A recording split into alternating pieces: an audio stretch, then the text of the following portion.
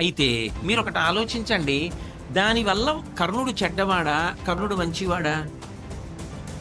అంటే కర్ణుడు చెడ్డవాడు, కర్ణుడు మంచివాడు కూడా.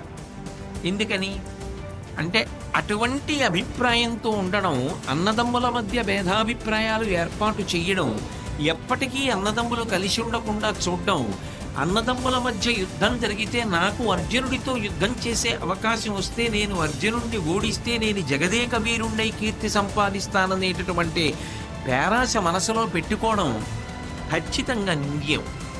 కానీ కర్ణుడికి ఆ ఆలోచన లేకపోతే, అలా కౌరవుల్ని పాండవుల్ని దూరం చేయకపోతే అసలు మహాభారత యుద్ధం ఎందుకు జరుగుతుంది? మహాభారత యుద్ధం జరగకపోతే అధర్మాత్ములందరూ ఎలా మడిసిపోతారు? అలా పడిపోకపోతే నరనారాయణుల యొక్క అవతార ప్రయోజనం ఎలా నడుస్తుంది?